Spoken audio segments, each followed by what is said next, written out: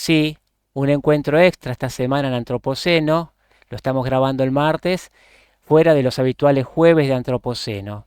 Hoy estamos en el evento número 31 de esta quinta temporada para hablar sobre la encrucijada actual de los biocombustibles. Para eso tenemos de invitados a Axel Boer, por gentileza de una amiga nuestra, Isiar, ha llegado a nuestro encuentro. Axel es ingeniero industrial, recibido en el ITBA en el 95 y tiene posgrados en evaluación de negocios y proyectos de inversión en la Politécnica de Madrid en el 97 y numerosos cursos de especialización profesional, principalmente en las áreas de energía, management, negociación, comercio internacional y trading de commodities energéticos. Su trabajo profesional se desarrolló principalmente en la industria de la energía, habiéndose desempeñado en YPF y Repsol YPF, en petroquímica, refinerías, comercio exterior y el búnker, y también desarrolló los negocios de oil tanking en América Latina y fue su persona fuerte en Venezuela. En el año 2005 retornó a la Argentina, donde fundó Explora. Inicialmente fue responsable de abastecimiento, logística, ventas y relaciones de la empresa. Actualmente ejerce la representación institucional frente al gobierno y está en el cargo de vicepresidente de esta institución. Actualmente también es presidente de la Cámara Panamericana de Biocombustibles, CAPBA, socio fundador, y desde CAPBA, con su experiencia en la parte privada, ha impulsado nuevamente la ley de biocombustible, está trabajando en el apoyo en el Senado para esta ley y como si esto fuera poco, también está estudiando actualmente ciencias políticas. Con nosotros, Axel Boer, bienvenido a Antropoceno.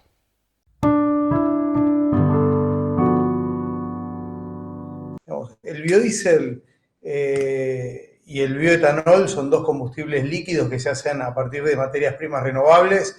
El bioetanol es más como hacer una cerveza a partir de carbohidratos, con un bichito, no voy a tratar de no ser nada técnico, con un bichito que en un medio acuoso te convierte el carbohidrato a alcohol, después separás el agua del alcohol y ese alcohol complementa la nafta. Entonces es para vehículos nafteros, principalmente autos. Y hoy la obligación de mezcla en la Argentina es 12% de bioetanol. El biodiesel es distinto. Se hace a partir de triglicéridos. Químicamente los triglicéridos son tres ácidos grasos que están unidos por algo. ¿Qué es el biodiesel? Se hace una reacción química donde se cortan los tres ácidos grasos, se le mete un pedacito de la molécula del metanol a cada uno y con eso tenés una molécula que es físico-químicamente tan parecida al gasoil que lo puedes usar en los motores diésel puro o mezclado en la proporción que quieras. Hoy el corte en Argentina de biodiesel es 7,5%. Las materias primas que se usan para el bioetanol son caña de azúcar y maíz principalmente, y para el biodiesel aceite de soja. Se puede usar algún otro triglicérido, pero principalmente es aceite de soja porque es el triglicérido más barato que tenemos abundantemente disponible. ¿Por qué se usa biodiesel y bioetanol? Bueno, primero porque ahorran emisiones de gases de efecto invernadero en el orden del 70% si son de primera generación y en el orden del 90% si son avanzados, es decir, que se hacen a partir de residuos. ¿Eso qué significa? Que si vos tenés 10 camiones andando con biodiesel, emiten lo mismo que un camión andando con gasoil, en el caso del biocombustible avanzado. En cuanto al precio en general, primero el poder calorífico. El poder calorífico del biodiesel es el mismo o prácticamente igual que el del gasoil. Es ligeramente inferior, pero el biodiesel es más lubricante, con lo cual en el efecto final en el motor es prácticamente lo mismo. En cambio, en la nafta y el bioetanol hay una diferencia. El bioetanol tiene apenas el 70% del poder calorífico de la nafta. En cuanto a los precios, digamos, en general, los biocombustibles en general, y hablo más del biodiesel que del bioetanol, son más caros, pero ahí hay un tema que es, uno puede hablar de precio y se puede hablar de valor. Y ahí, evidentemente, ya empiezan las diferencias. Y voy a nombrar algunas razones adicionales por las que es bueno mezclar biodiesel en Argentina o en otros lugares. El biodiesel no es cancerígeno, el bioetanol no es cancerígeno, la nafta y el gasoil sí lo son.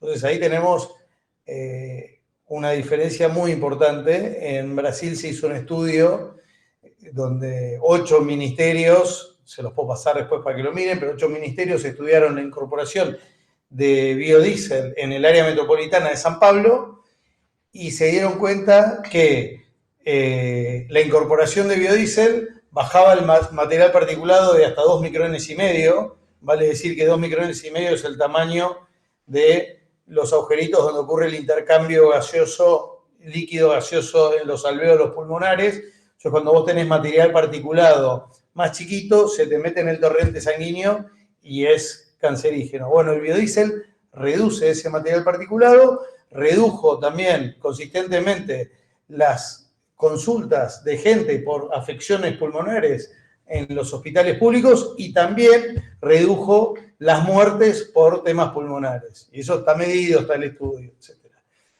Y no es que lo hizo una consultora, lo hicieron 8 ministerios más un par de organismos más, después se los paso, en Brasil.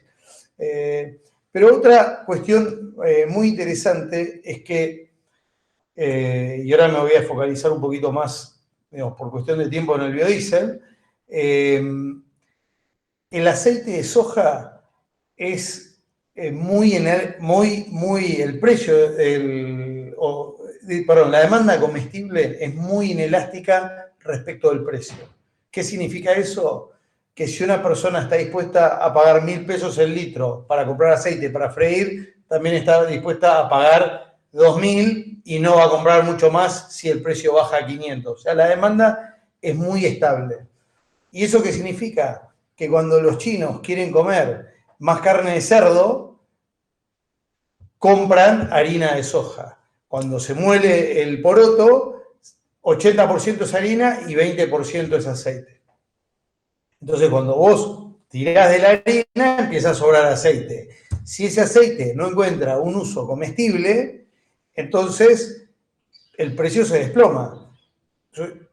El biodiesel cumple la función de mantener alto o tirar hacia arriba el precio del aceite. Y al tirarlo hacia arriba, tirar hacia arriba el precio del poroto, tirar hacia arriba el precio de los campos, tirar hacia arriba lo que, digamos, el gobierno, los gobiernos nacionales, municipales, etcétera, cobran de todas las cosas que le sacan renta al campo, digamos, pero lo tira hacia arriba.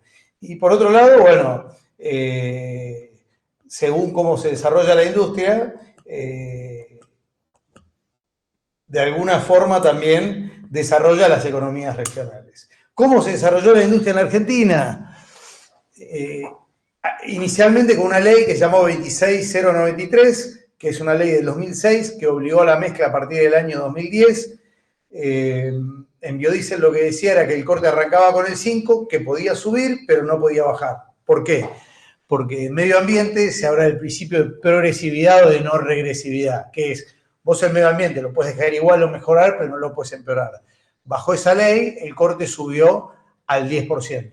La ley establecía, digamos, un mandato, una forma de distribuir ese volumen entre productores. Primero había asignaciones en función del orden de llegada, después, bueno, se cambió, y después la Secretaría de Energía establecía un precio. Ese precio, en teoría, en función de los costos. Esa ley se terminó en el año 2021. Todas las inversiones que hay en biodiesel se hicieron bajo esa ley. En paralelo a esa ley, y lo cuento porque después va a ser importante, en paralelo a esa ley, que era para uso mandatorio en el mercado doméstico, hay compañías como Bunge, Dreyfus, Cargill que construyeron sus plantas, los llamamos productores integrados porque tienen la producción de la materia prima, o sea, el aceite, integrado a la producción de biodiesel. En cambio, los no integrados son los que van y compran el aceite y lo hacen biodiesel. Bueno, estos productores integrados, que tienen una fuerte capacidad de lobby, lograron, de alguna manera, un diferencial de retenciones a costa del lomo y del sudor del productor agropecuario. Entonces, para el biodiesel les bajaron las retenciones, el aceite siguió alto, lo cual hace que el precio doméstico sea bajo, y con ese precio, con esa retención baja, inundaron los mercados, y gracias a esa inundación de mercados para pagar rápido las inversiones, logramos tener juicios antisubsidio, antidumping en Europa, Estados Unidos y Perú, que eran los 3 mercados que compraban. El único que está resuelto es Europa, donde a expensas del Estado argentino se hizo un acuerdo para que los que hacían supuesto dumping, porque nunca hubo una sentencia, pero antes del final del juicio se hizo este acuerdo, para los que supuestamente hacían dumping tienen un derecho preferencial sobre cualquier otro que hoy quiere instalar una planta, lo cual es una cosa muy rara, pero es como es. Entonces, por un lado. Por el otro lado, son compañías que se obligan a no vender más de un volumen y por encima de un precio mínimo. Lo digo porque es importante, porque acá en el mercado doméstico pregonan cosas distintas, pero, digamos, eso es lo que ocurre. Hoy hay una discusión muy importante sobre cómo estructurar el mercado doméstico. Después de esta ley 26093, que venció en el año 2021, esa ley, bueno, se prorrogó unánimemente en el Senado, pero se cajoneó en diputados, y un diputado santafesino propuso una ley que bajaba el corte del biodiesel del 10 al 5. Y que perdón, ahí no sé cómo, ahí está. Y que bajaba el corte del 10 al 5% y lo subía en bioetanol. ¿Y qué es lo que hacía? Bueno, digamos, mantenía todo lo mismo que estaba, separaba los cortes un poquito para cada empresa, obligándote a ser chiquito toda la vida. Esa ley no funcionó, ¿por qué? Porque las compañías petroleras son, digamos, que es lo único constante que hubo desde el año 2010 al 2025, lo único constante que hubo fueron las compañías petroleras, que manejan los hilos de la Secretaría de Energía y que insistentemente, digamos, tienen ahí algo que decir para que el mandato de corte no se cumpla. O simplemente porque no llevan el volumen y la Secretaría de Energía no lo sanciona, o porque la Secretaría de Energía publica precios en contra de la ley 27640, que dice que el precio tiene que cubrir los costos más una rentabilidad razonable, y entonces publica costos que no cubren los costos, entonces los productores no pueden entregar y el corte efectivo es más bajo. Vale decir que el precio de biodiesel es el único, de biodiesel y el bioetanol son los únicos 2 commodities energéticos que tienen un precio mayorista especificado, cuando en ambos casos más o menos el 90% de los costos son dolarizados. Entonces, hace 15 meses que el gobierno el gobierno que dice que dentro de la ley todo, fuera de la ley nada, el gobierno que dice que la inflación es en todo momento y en todo lugar un fenómeno monetario, y el gobierno que dice que el que las hace las paga, ese gobierno hace 15 meses que para que no aumente el precio del surtidor incumple la ley 27640 y publica precios que hacen que la industria, digamos, durante 14 meses cubría sus costos variables, pero no cubría los fijos. Entonces se iba despacito descapitalizando. La subida del dólar hace, digamos, una semana antes de esa quita de 3 días de retenciones hizo que las plantas paren porque ya no cubrían sus costos variables, no los alcanzaban a cubrir en su totalidad, y sobre eso hicieron este regalito de 1.000 o 1.500 millones de dólares, según quien haga la cuenta, a las empresas integradas, a las que, digamos, con la baja de retenciones que capturaron ellos, pero que no pudieron capturar los productores agropecuarios, con una curiosa declaración de Franco, que dice que el productor agropecuario va a capturar un precio con una retención como del 10 o 15%, lo cual es curioso, porque en un lugar donde funcionan las reglas de mercado, eso no debería ser. Y habría una competencia tal que llevaría a todos a competir por el último dólar. Pero bueno, competencia es algo que no hay. Si ustedes ven los volúmenes que se exportan a Europa, son 7 productores, un séptimo cada uno. Cuando esos mismos productores, los integrados, vendieron en el mercado doméstico, un séptimo cada uno. Cuando miramos cuál es el precio, no es la paridad de exportación, todos consistentemente tienen un plus por arriba, pero todos son consistentes en eso. Entonces voy un poco metiéndome en la problemática. Digamos, el sector de los biocombustibles, voy a hablar del biodiesel para ponerle cara. El sector de biodiesel es como, parafraseándola a Villarroel, es el jamoncito del medio entre la industria aceitera y la industria petrolera. Dos industrias que, digamos, con el arreglo institucional que tenemos en la Argentina, donde las reglas no siempre se cumplen, donde la Comisión de Defensa de la Competencia que mire otro, donde tenés empresarios que hacen acuerdos para que el empresario que maneja la cámara y que tiene la menor cantidad de horas hombre por tonelada de producto, hace un acuerdo para que la hora hombre sea la más alta para que él sea más competitivo, porque después se da vuelta y cierra la importación con el gobierno, entonces que lo pague el consumidor. Bueno, son todas prácticas que nos alejan de la Argentina que nosotros queremos. Entonces, en ese marco, y digamos, se empezó a discutir a partir de tanto incumplimiento de la ley actual, de la 27640, y cuando ganó Milei, bueno, se empezó a discutir la ley de bases. En la ley de bases que entró 27, 28 de diciembre al Congreso, había, digamos, una versión ridícula para biocombustibles, que era, se obliga a usar biocombustibles, libre negociación entre las partes. Libre negociación cuando no hay, cuando se permiten abusos de posición dominante, cuando el Estado no ocupa el lugar que tiene que ocupar. Pensar en libre mercado no significa un mercado sin reglas. Y eso me parece que es muy importante. Bueno, sigo. Entonces, a partir de eso, las provincias se dieron cuenta de todo esto y Franco rápidamente propuso una segunda versión a los gobernadores, que los gobernadores aceptaron y que estuvo en el dictamen de mayoría de la ley de bases. Ese dictamen que después se retiró cuando se empezó a votar en particular.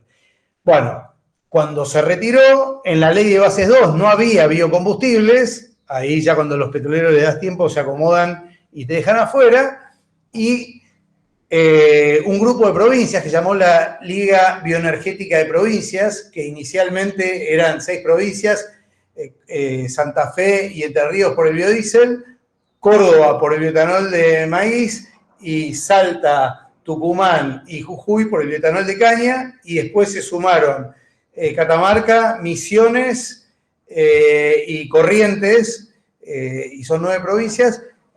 Ese grupo elaboró en conjunto con toda la industria de biodiesel de todas estas provincias y en base a la ley de bases, al dictamen de mayoría de la ley de bases, organizó un proyecto de ley que entró en diputados y en el Senado. Esto fue en el año 2024. En diputados el gobierno para frenar esa ley, metió una ley que es directamente soviética y la persona que maneja esa comisión, que ahora no está muy en boga, es Villaverde, la diputada Villaverde, que dicen que es amiga de Fred Machado. Ella, bueno, nunca abrió la comisión para discutir. Y en el Senado, Vigo, la senadora Vigo, la esposa de Schiaretti, metió la ley junto con un par de otros senadores, y esa ley es la que ahora está avanzando, donde hubo una reunión en la Comisión de Minería, Energía y Combustible, que es la única la que tuvo giro, el 1 de octubre, que fue un miércoles, 2 miércoles más adelante, que fue el miércoles pasado, y probablemente no mañana, sino el miércoles de la semana que viene, se siga discutiendo, pero, digamos, es la ley que más consenso ha logrado generar. Lo más importante que hace es que hoy, con la ley actual, los aceiteros no pueden entrar. Mete a los aceiteros. El corte de biocombustible, de biodiesel, lo lleva del 7,5 al 15. Lo mismo que hoy tiene Brasil, porque Brasil tiene el 15, pero tiene un sendero al 20 de acá al 2030. Y tiene la autorización para ese sendero llevarlo al 25%. Y por el otro lado, ¿qué es lo otro que hace? Mete un sistema de licitaciones donde, donde hay obviamente un incentivo a la eficiencia, que hoy no lo hay, y por el otro lado, la divisoria de aguas entre integrados y no integrados es el porcentaje de utilización de planta. Como los integrados se exportan y venden en el mercado doméstico, bueno, lo que les da la utilización de planta, considerando las dos cuestiones, tiene que ser igual al uso de planta, al porcentaje de utilización de planta de los integrados en el mercado doméstico. Y esto es lo que se está impulsando, y creo yo que es un cambio de paradigma, creo que se alinea digamos, con las nuevas necesidades del mundo. Si lo escucharon a Pañi hace 2 semanas, él justamente una de las cosas que destaca es que hay un cambio de paradigma energético donde los árabes empiezan a mirar distinto porque saben que dentro de 30 años no van a tener petróleo. Y con esto cierro, para los que ya peinan canas y se acuerdan de la década del 80 y el 90 y miraban Fórmula 1 y veían a Rothmans, John Player Special, Marlboro, etcétera, y veían que la industria tabacalera ponía presidentes y todo, hoy no se puede fumar en ningún lado y no pueden hacer publicidad en ningún lado. Bueno, las petroleras son como las tabacaleras del siglo XXI, porque son cancerígenas, y si lo que saliese de los caños de escape de los autos se viese, si fuesen bolsitas de basura radioactivas que sabés que si estás cerca te van a empezar a matar despacito, la cuestión sería distinta. Pero como lo que sale no se ve y como hay mucha plata para diluirlo en los medios, entonces estamos donde estamos, pero pensamos que se puede ir a algo mejor.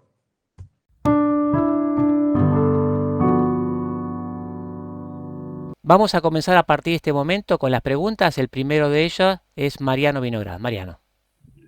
Gracias, Axel. Me interesó mucho lo del cambio de paradigma y esta provocación, esta analogía con el tema del tabaco. Todo lo que pensamos que va a ser para siempre, que no va a cambiar nunca, cambia de pronto. Algunos de nosotros, por nuestra vocación fisiócrata agraria, teníamos bastante expectativa en los biocombustibles porque íbamos a Brasil y veíamos que todos los motores funcionan con nafta, porque participamos ahora. Debemos reconocer que en Argentina tenemos algún problema a este respecto. Ayúdanos un poquito en este tema. En materia de la combinación entre las dos cosas, bioeconomía y energía, ¿cuáles son los cambios que estás viendo y que nosotros seguramente por ajenidad al asunto no estamos viendo y están ocurriendo? Gracias. Cada solución energética tiene pros, tiene contras, tiene momentos, resuelve algunas cosas, ocupa un lugar, digamos, ¿no? Si vos querés pensar en una solución eléctrica para la Argentina, que es una ridiculez, necesitas más de 200.000 millones de dólares para electrificación en un país donde el capital es caro, y si en España los tipos cuando se van de vacaciones con un auto eléctrico tienen una cola de 30 autos para cargar, vos imaginate acá, cuando estés en General Hacha por cruzar el desierto, un 1 de enero vas a tener 400 autos adelante, una sola estación, no sé, te tiene que quedar la quincena en Hacha. Con la distancia que tenemos, hay distintas soluciones. ¿Qué es lo que aportan el biodiesel y el bioetanol? Te aportan una solución ya. ¿Por qué ya? Porque los motores existen, los sistemas de distribución de combustibles existen, existe todo. Y te aportan la solución, te ahorran 70% de emisiones. 70%. Es una bestialidad. 70%. Es un montón. Y si son avanzados, 90%. O sea, realmente resolvés entre 70 y 90% del problema simplemente comprando el combustible adecuado. Que, hablando de combustible adecuado, ahí hay un punto importante, que es la especificación. Y acá ves de vuelta el poder petrolero. Cuando se hizo la ley en el 2006, se empezaba a mezclar el 1 de enero del 2010. ¿Vos sabés cuándo sacó la...? En teoría vos tenés que invertir sabiendo qué especificación de combustible tenés que producir, porque si no, no sabés qué tecnología necesitas. ¿Cuándo salió la especificación de combustible? Febrero 2010. O sea, un mes después de que arrancó el mercado, empezó la especificación de combustible. Ahora, cuando vos mirás las especificaciones de combustible, si no nos importa el medio ambiente, ¿por qué Argentina importa gasoil bajo azufre? ¿Por qué no traemos gasoil con 10.000 partes de azufre de Rusia, que es más barato, y tenemos lluvia ácida? ¿Por qué no? Porque PAE invirtió en Campana en una planta que ahora puede sacarle el azufre al gasoil, entonces ahí ajustamos el azufre. O sea, son cosas que hay que mirar. Pero bueno, volviendo a tu pregunta, porque no me quiero ir mucho, hay distintos combustibles, cada uno tiene ventajas, desventajas, hay distintas formas. Digamos, los autos híbridos son buenísimos, pero necesitas cambiar el auto. Vos imaginate, todos los camiones, todos los remolcadores, todos los trenes diésel, todos los barcos tienen motores diésel. Los barcos en general, el motor auxiliar es diésel, el principal usa fuel oil. Podrías usar el gasoil para ajustar la viscosidad del fuel oil o no importa, pero todo eso ya lo tenés. Como ya lo tenés, aprovechalo mientras lo tengas. El momento del biodiesel es ahora, no es en el 2100. Andás a ver qué pasa en el 2100. Fíjate cómo se cae como un piano el gobierno en cuanto empieza a ver señales de confianza. ¡Plac! No sé si vieron el índice de confianza de Ditela, es tremendo cómo se cayó. ¿Por qué? Por 2 o 3 pequeñas cositas que cuando alguien suma, dice, che, esto no va. Y entonces se cae todo. Entonces, cuando, hoy todavía el medio ambiente aguanta. En algún momento el deterioro va a ser exponencial. Y bueno, entonces en ese momento, yo creo que hay lugar para todo, absolutamente para todo. En Inglaterra, una cosa que están haciendo, por ejemplo, es, entre Inglaterra e Irlanda hay unos pozos petroleros que están más o menos a la altura de Liverpool, todo lo que sería el área donde fue la revolución industrial en Reino Unido, digamos, ¿no? Y esos pozos están depletados, sobre todo tenían gas natural. ¿Qué es lo que los tipos hicieron? Dan vuelta, todas las industrias están conectadas a esos caños, dieron vuelta a las estaciones compresoras y están mandando el CO2, o sea, traen desde otro lado el gas natural y el CO2 lo mandan y lo van a meter en esos pozos. Y tienen para, no sé, 30, 40, 50 años de CO2 adentro de esos pozos en el lugar que dejó el gas natural que sacaron. Bueno, hay lugar para todo. Vos ahorrá las emisiones como quieras. Pero digamos, no nos olvidemos que el aire que estamos respirando y que están respirando nuestros hijos y nuestros nietos es cancerígeno. Y es cancerígeno no por el biodiesel y no por el bioetanol. Y es cancerígeno de una forma que, acordate, ¿qué decía ¿qué decían las tabacaleras? Todavía no hay evidencia concluyente, tenemos que hacer 30 años más de estudio. Claro, si gano plata, yo también quiero hacer 30 años más de estudio. Bueno, esa es la situación en la que estamos hoy.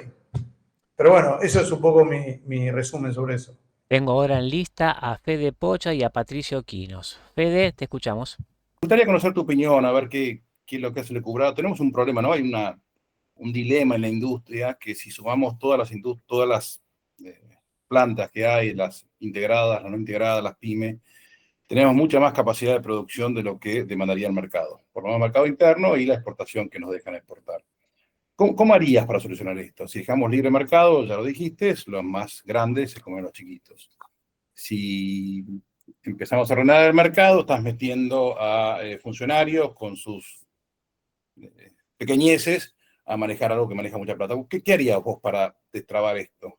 ¿Cómo repartirías? Bueno, es lo que intenté muy sucintamente explicar. Este proyecto de Vigo, que lo pueden buscar, se los puedo pasar también, que es el proyecto de la Liga, básicamente, por un lado agranda el mercado. Vamos a hablar de capacidades. La capacidad es más o menos 4 millones de toneladas de conversión, con un corte al 15%, se demandarían más o menos, ponele 1.600.000, 1.700.000 toneladas. La exportación en un año bueno puede ser 1.200.000, en un año malo puede ser 0. Esos son los números que hay, digamos, ¿no? Ahora, hablaste de los funcionarios públicos. Justamente lo que hace este proyecto es corta los hilos de los titiriteros digamos, corta esa arbitrariedad que puede tener. ¿De qué forma? El volumen lo establece el Poder Legislativo. No es que le da la potestad de bajarlo al Poder Ejecutivo. Número 1. Entonces ahí ya tenés el volumen total. Hay una regla clara, que es integrados y no integrados tienen el mismo porcentaje de utilización. Si el mercado es un montón, los dos ganan. Si el mercado es poco, los dos pierden. Digamos, para que todo el mundo sepa, la demanda de gasoil doméstica prácticamente correlaciona 1 a 1 con el PBI. Con lo cual, si nosotros creciésemos al 5% durante 10 años, eso mismo pasaría con la demanda de gasoil. O muy aproximadamente parecido a eso. Bueno, entonces seguimos. Hablamos de volumen, ahora tenemos que ver las asignaciones. Se hacen licitaciones y entonces se asigna con ciertas reglas que ya están establecidas en la ley, que es que nadie puede tener más que el 14%, se va asignando en función de precio a los distintos jugadores, pero nadie puede monopolizar.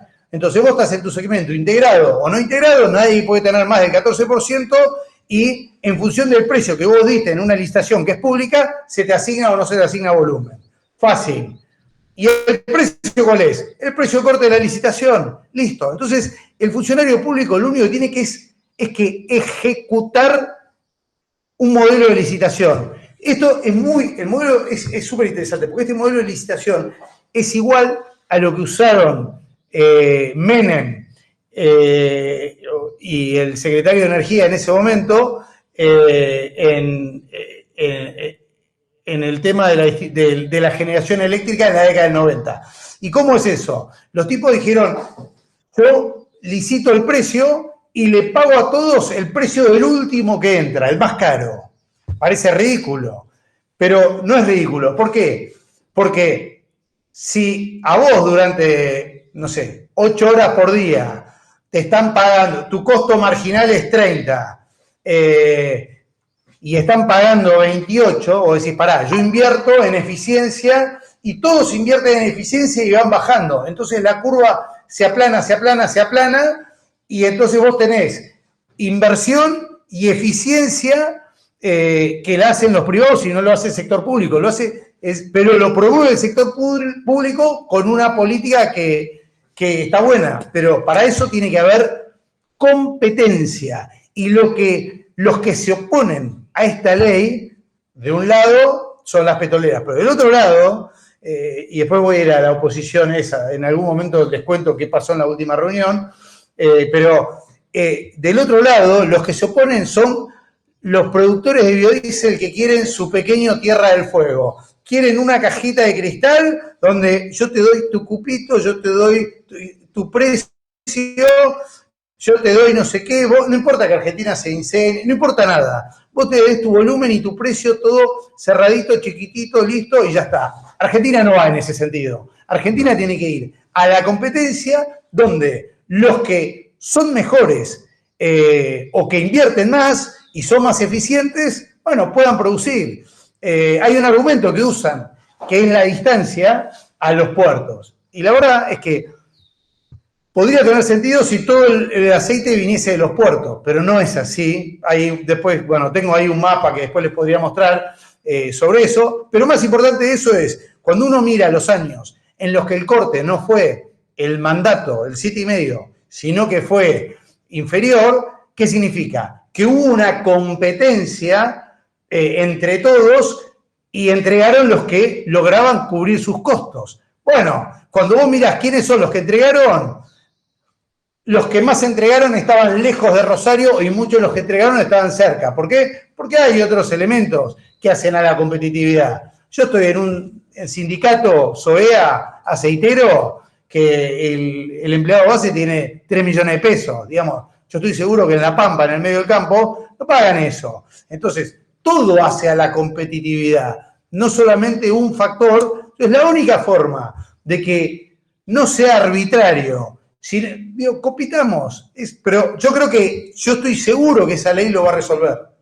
¿Te acordás que en un principio estaba muy de moda en la época del agregado de valor? No sé si te acordás, del agregado de valor en chacra, en origen, que el productor primario de soja, tomara esa mercadería y se pusiera a hacer aceite en plantitas mínimas, no sé, creo que molían 30 toneladas por día, una cosa así.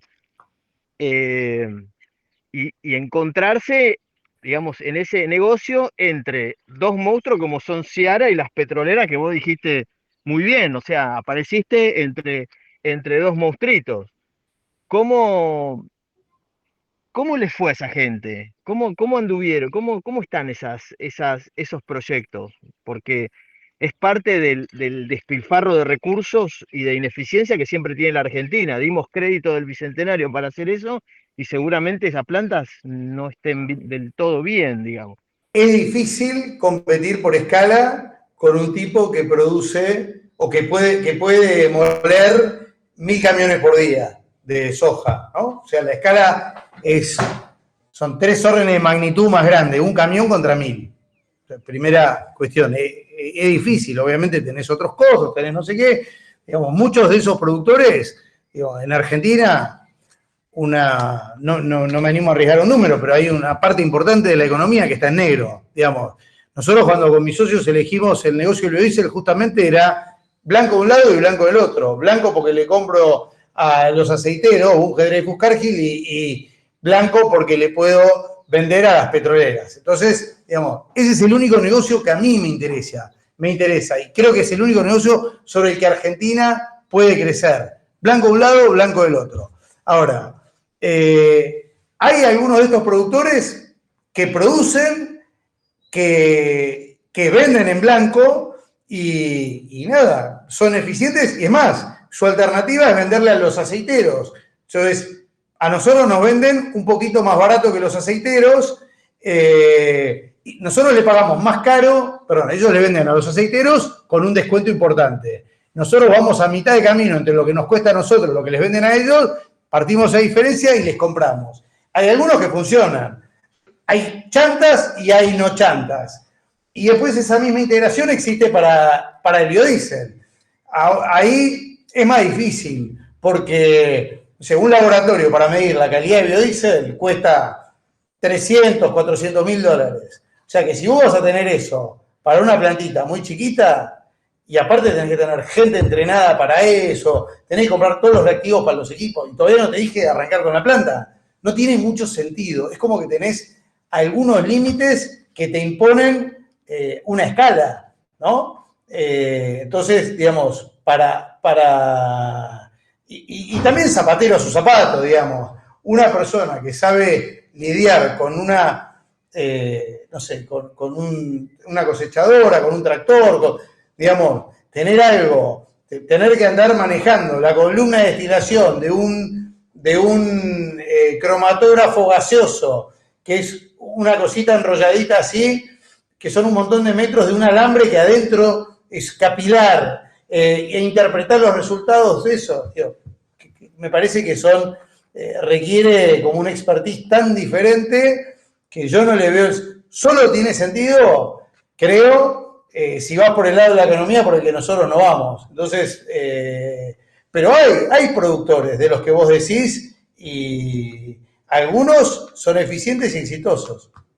Biodiesel en Indonesia, como Indonesia deforestó y al final Europa no le compró el biodiesel de aceite de palma, entonces ellos elevaron el corte y hoy tienen un corte que ronda el 40%, 35, 40%, digamos, ¿no? Y no tienen problema con biodiesel de palma. Ahí tenés una cuestión. Si vos mirás los 10 países que más producían en el 2010, cuando nosotros empezamos a producir para el mercado doméstico, todos crecieron en su producción, excepto Argentina, que bajó. Argentina bajó más o menos un 25 o 30%.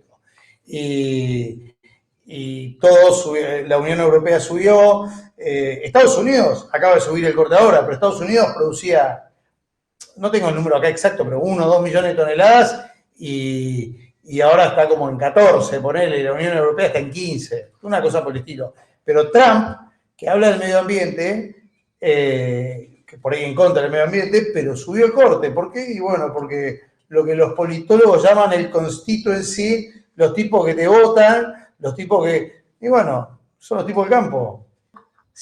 Hay 4 cámaras de productores, y eso es interesante.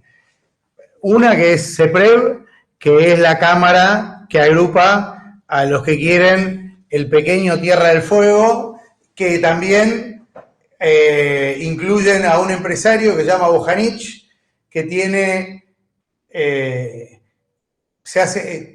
8 pymes y dice que es pyme, y 8 pymes no te hacen pyme. Factura 350 millones de dólares, tiene una planta de biodiesel en Italia, tiene bingos en la provincia de Buenos Aires, tiene 2 hospitales o clínicas o algo por el estilo y un par de otras cosas. Digamos, no es una pyme. Y él junto a un empresario Rosario que se llama Pucharello, son los 2 que impulsaron el recorte del biodiesel del 10 al 5, que no fue del 10 al 5, fue una obligación del 10 bajarla a una obligación del 3, que es la ley actual. Entonces, digamos, para mí son una referencia mala. Y es más, en parte, ¿por qué lo hicieron? Bueno, porque Bojanic en ese momento tenía 4 plantas y por la ley podía tener una. O sea, había regla del offside y estaba en offside. Entonces, ¿qué dijo? Che, ¿por qué no cambiamos la regla de juego? La del offside, dejala. Entonces, en la siguiente ley ya no había ley del offside. Entonces, no se quedó en offside. Entonces, bueno, si querés, CEPREV es una cámara. Después nació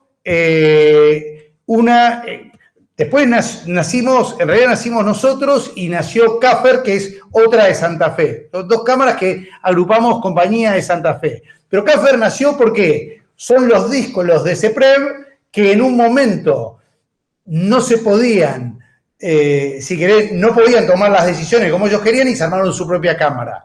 Hay una que es Carvío, que es la primera, que es donde está Bunge, Dreyfus, Cargill, y donde hay otras 2 empresas que somos nosotros y Unitec, que es la empresa de Urnequian, y que también estamos en esa cámara, pero cada vez que levantan la mano para arriba, yo la bajo, y cada vez que ellos la bajan, yo la levanto, digamos. Es como que tenemos los intereses y visiones completamente distintos. Y bueno, y CAPA un poco nació pensando en el desarrollo de biocombustibles avanzados. Pero ¿qué es lo que pasa? ¿Quiénes van a ser biocombustibles avanzados? Los tipos que hacen pan, los tipos que tienen supermercados o los tipos que hacen biodiesel de primera generación. Entonces, para poder hacer biocombustibles avanzados necesitamos que el biocombustible de primera generación sobreviva, tenga un marco regulatorio que le permita tener la estabilidad necesaria para hacer los desarrollos.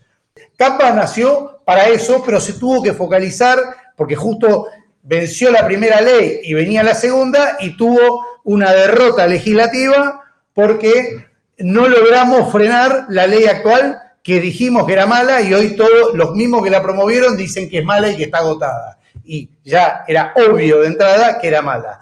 Entonces, digamos, CAPA de alguna forma es la voz más, si querés, más novedosa. Somos los únicos que venimos de la industria petrolera, somos los únicos que hacemos todos los números y que los tenemos disponibles en una página web que es www.explorarg.com y ahí pueden navegar todos los datos de la industria porque la Secretaría de Energía los esconde. Entonces, cada una de las cámaras tiene alguna persona referente. Hoy con Caffer estamos bastante bien y Kuznierz es el referente, Martelli es el que tuvo que mentir la semana pasada en la reunión de la Comisión de Minería, Energía y Combustibles, tuvo que mentir porque cuando habló del origen de Bojanic se olvidó decir que era ilegal que tuviese 4 plantas y que impulsó el cambio de ley por eso, y en otras cosas también. Pero bueno, Martelli es el referente de CEPREV y de Carvío, que es donde están los aceiteros y estamos también Explora y Unitec. El presidente de la Cámara es Luis Ubizarreta, que es de Dreyfus. Después tenés, qué sé yo, hay alguna persona más, qué sé yo, tenés a los petroleros que también en esa reunión mintieron en diferentes cosas. Una de las cosas que dijeron, por ejemplo, Daniel Sciafone, que es de PAE, que representaba alguna cámara, no sé cómo se llama la cámara, dijo que los biocombustibles, está bueno porque si uno escucha bien la dialéctica, entendés un montón de cosas. Que los biocombustibles tuvieron un lugar, entiéndase, no los vetamos, porque los pozos en Argentina se estaban depletando, no existía vaca muerta, y pensaron que iban a tener una energía más barata. Entonces dijeron, bueno, autoricemos esto. Lo cual es mentira, porque si uno mira los fundamentos de la ley, son otros. Y si vos mirás el racional de precios, te das cuenta que excepto en momentos muy particulares, el gasoil es mucho más barato que el biodiesel. ¿Y cuánto más barato? Las petroleras,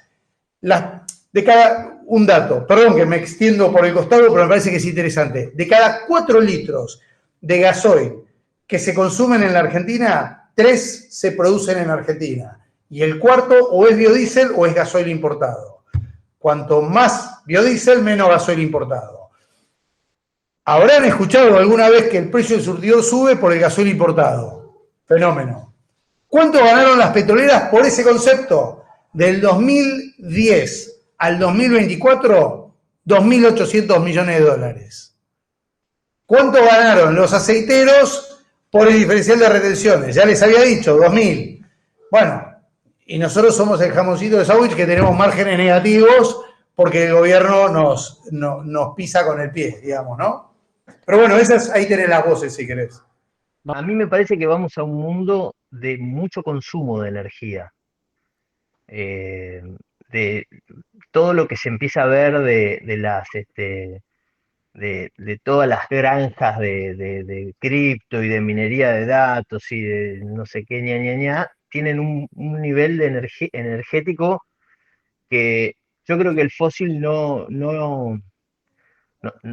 sea las renovables, pero no creo que el fósil lo pueda llegar a sostener. ¿Cómo ves el futuro de la demanda energética del mundo, digamos, más nuclear, más oceánica? O sea, aprovechando la pregunta que hizo Mariano al principio de cómo ves el mundo dentro de 30 años, ¿qué energía va a tomar la hegemonía, si querés, de todas estas? No sé si va a haber hegemonía. O sea, creo que, digamos, si vos lográs capturar el 100% de la energía que va a un pedazo relativamente chiquito de superficie, mucho más chiquito que la Tierra, tenés toda la energía que vos necesitas.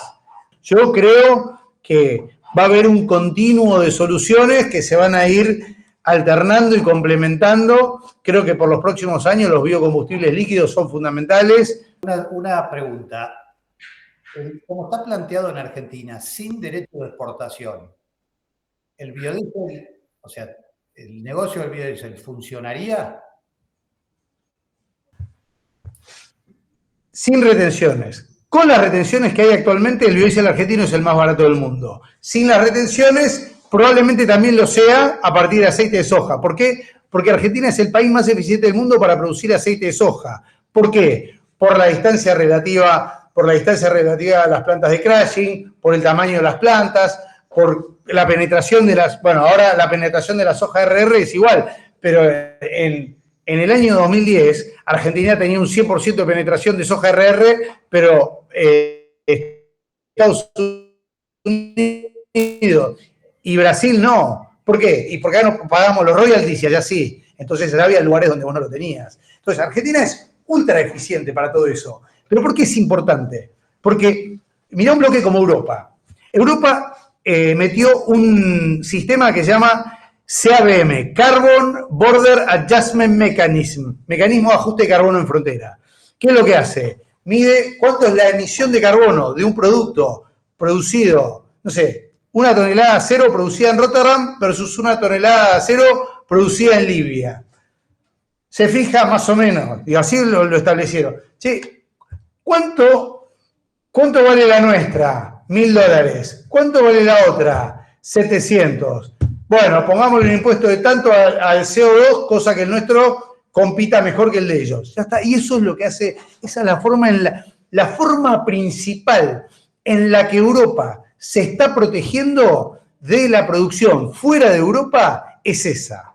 Entonces, si vos sos el país más eficiente del mundo para producir biodiesel y el bioetanol son transversales a toda la economía, porque yo me decís, che, yo soy programador, me voy en auto, listo, me voy en bondi, listo, ya está, usaste gasoil. Entonces, vos bajás las emisiones de prácticamente todos tus productos y servicios de una forma más barata de la que lo pueden hacer ellos. Bueno, es espectacular. Esto es hoy. Dentro de 30 años va a ser distinto, pero hoy lo podemos hacer. Como dijo Federico Pochat, che, tenemos 4 millones de toneladas. O sea, tenemos una demanda, si vamos al 15%, será 1.700.000, 1.800.000.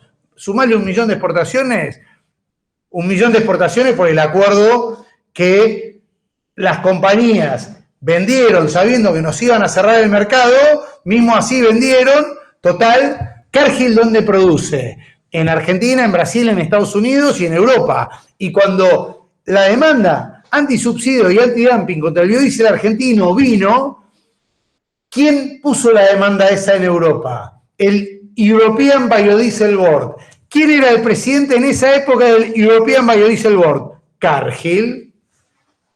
Bueno, ahí te empiezan a cerrar las cosas. Che, los de acá tuvieron que decir, digamos, Urquía producía solo en Argentina, cuando le cerraron el mercado, la planta, pero Urquía también hace presión. Entonces, vuelvo a la ley que estamos impulsando. La nueva ley hace crecer a algo muy similar a lo de Brasil, al 15, Brasil tiene ya la escalerita al 20, hace crecer al 15, los mete a los aceiteros que hoy no pueden vender en el mercado doméstico, por encima del 15 los deja entrar a los petroleros y encima tiene un sistema que le corta los hilitos a la Secretaría de Energía y ya no puede ser más instrumento de nadie para beneficiar a unos en detrimento de otros.